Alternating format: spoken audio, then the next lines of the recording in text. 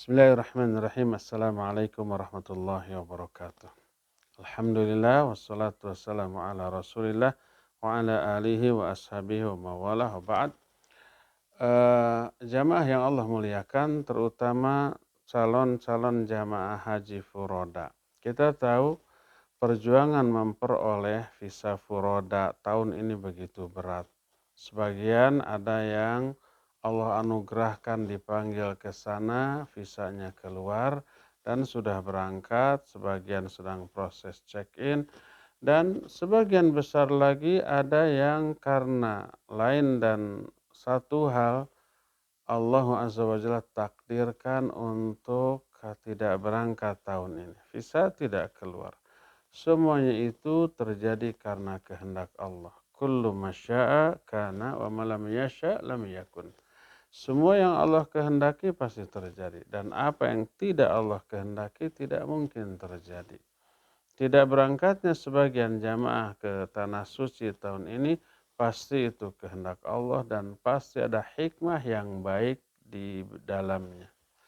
Apakah hanya kita yang mengalami hal ini? Tidak. Dulu Nabi SAW dan para sahabat sudah berjuang, berusaha, berangkat dari Madinah menuju Mekah, sudah sampai di perbatasan kota Mekah, ternyata gagal.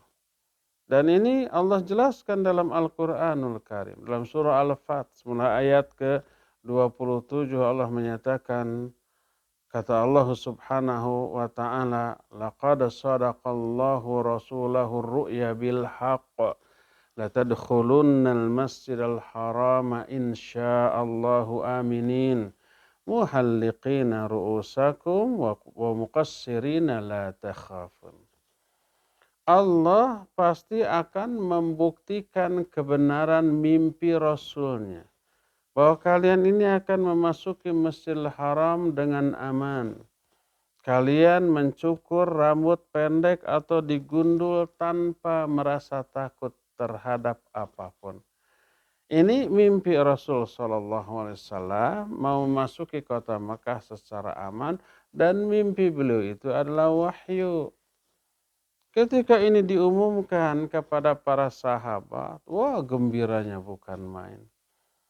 Mereka akan kembali ke kampung halaman tempat mereka lahir dulu, yaitu di Mekah, yang ketika itu masih dikuasai oleh orang-orang musyrikin Quraisy.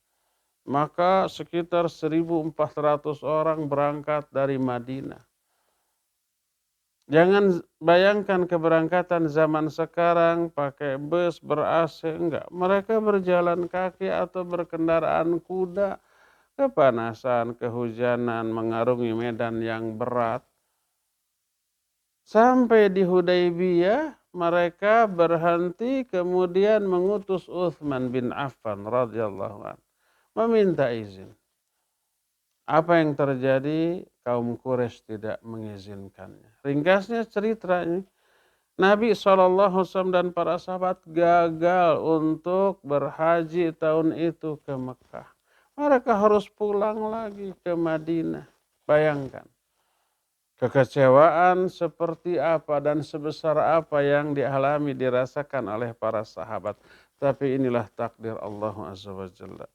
Ternyata yang dimaksud Nabi SAW mimpi masuk Masjidil Haram secara aman tanpa takut apapun, Allah tidak menghendaki terjadi tahun itu, tapi tahun depannya. Mereka memasuki jauh keadaannya lebih baik daripada tahun sebelumnya. Itu Nabi dan para sahabat. Nah sekarang kita semua, tidak semualah, sebagian besar karena kuasa Allah kita tidak bisa berangkat ke sana. Maka ketahuilah Nabi dan para sahabat pernah mengalaminya. Bukan sekadar hanya sudah 1-2 langkah, sudah sampai ke perbatasan kota Makkah. Kemudian kembali lagi. Tapi apa yang sudah dilakukan oleh sebagian besar jamaah yang gagal berangkat ke tanah suci tahun ini, Jangan terlalu dibuat sedih, murung, kecewa. Karena apa? Karena apa yang kita niatkan untuk pergi haji melalui program haji furoda ini sebenarnya sudah kita dapatkan.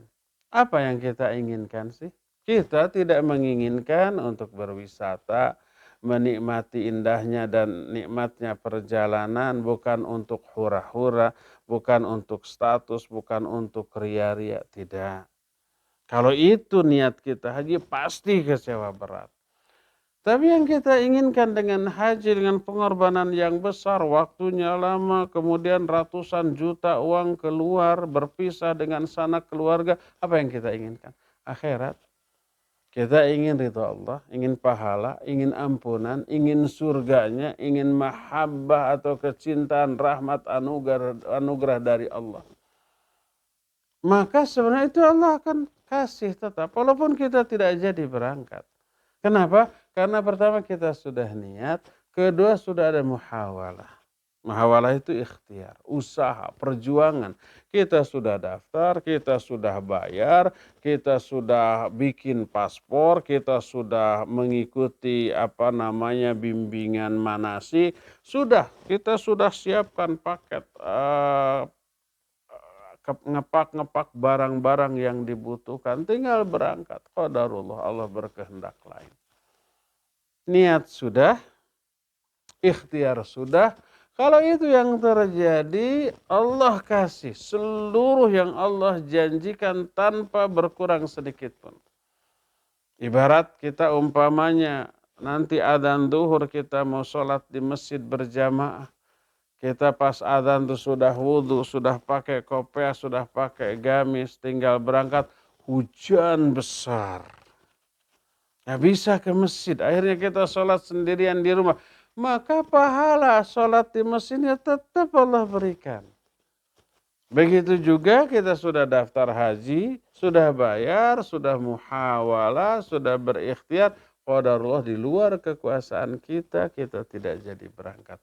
Maka seluruh yang Allah janjikan untuk jamaah haji Allah akan tetap berikan kepada kita.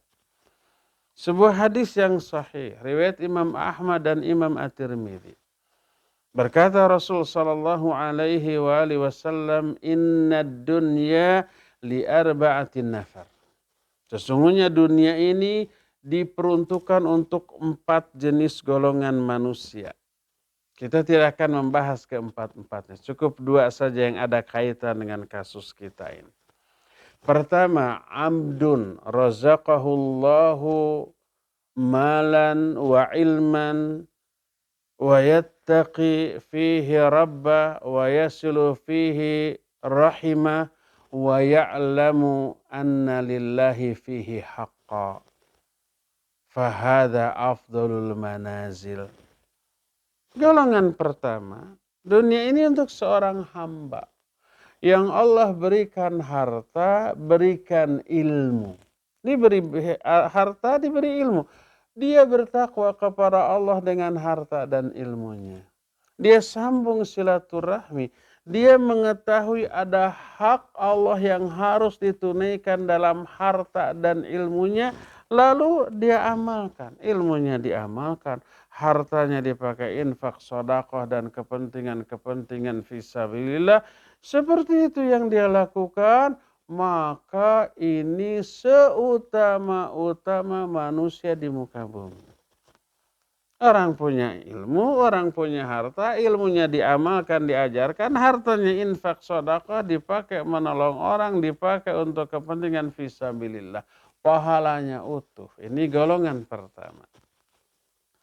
Golongan kedua, ini yang ada kaitan dengan kita. Ini hadis yang dijadikan dalil oleh para ulama yang menyatakan bahwa orang sudah niat, kemudian sudah berupaya, tapi kemudian tidak bisa melaksanakan apa yang diniatkannya, pahalanya utuh. Kata Rasul sallallahu alaihi wasallam. Yang kedua, abdun razaqahullahu ilman walam yarzuqhu malan. Orang yang diberi ilmu tapi tidak diberi harta. Wa huwa bisadiqin niyah yaqul, tapi dia berkata dengan niat yang sebenar-benarnya. Dia berkata, lau anna li malan la amiltu bi amali fulan. Seandainya saya memiliki harta, saya pun akan melakukan amalan seperti si fulan, golongan pertama tadi. Golongan pertama kan ya dia berilmu, ya dia berharta. Hartanya dia pakai bangun masjid, bangun pondok pesantren, pakai menyantuni fakir miskin, janda-janda tua, anak-anak yatim, kepentingan-kepentingan fisabilillah, dan dia dapat pahala dari hal itu. Nah, golongan kedua cuma punya ilmu, nggak punya harta, tapi dia memiliki tekad, memiliki niat. Seandainya saya punya harta seperti si fulan, saya pun akan beramal seperti amal si fulan. Akan infak, akan sedekah, akan ini, akan itu dengan hartanya. Apa kata Rasul sallallahu alaihi wasallam? Fahuwa biniyatihi fa ajruhu masawa. Maka dia akan dapat memperoleh pahala sesuai dengan niatnya, dan pahala yang Allah berikan kepada orang ini dari orang pertama tadi sama, tidak ada perbedaan sedikit pun. Dia memperoleh pahala yang sama dengan orang yang berharta kemudian menginfakkan hartanya.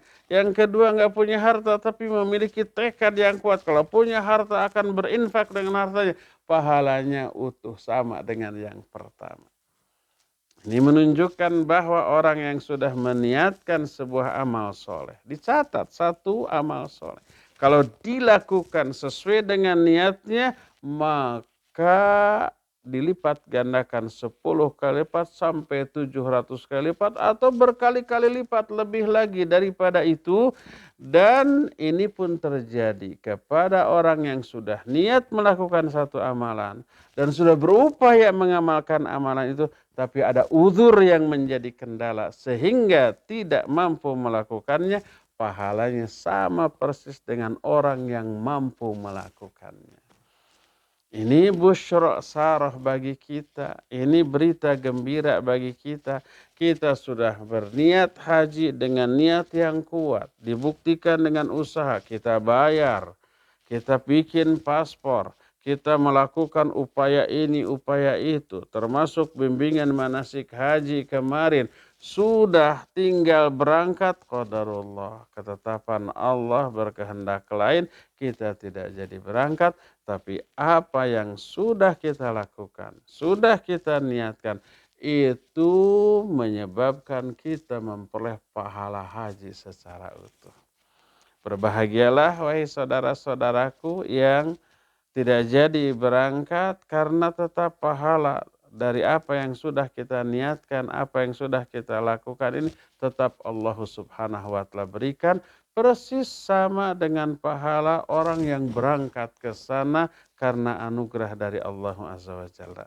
Tetaplah tersenyum, tetaplah optimis, tetaplah berharap kepada Allah dan tawakal kepadanya.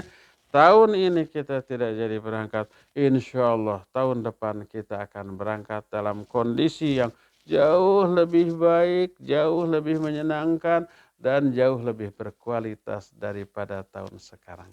Semoga Allah Azza wa Jalla tetap menganugerahkan kesabaran, ketabahan, ikhtiar, dan niat yang baik dalam hati kita, dan memasukkan kita ke dalam golongan orang-orang yang selalu mencintainya dan dicintainya, dan dapat berjumpa dengan Allah di akhirat dalam keadaan ridho dan diridhoi oleh Allah Azza wa Jalla. Subhanakallahu bihamdik, asyhadu an la ilaha illa anta, astaghfiruka wa atubu ilaik, walhamdulillahi rabbil alamin, wa sallallahu ala nabiyina Muhammadin wa ala alihi wa ashabihi wassalam. Wassalamualaikum warahmatullahi wabarakatuh.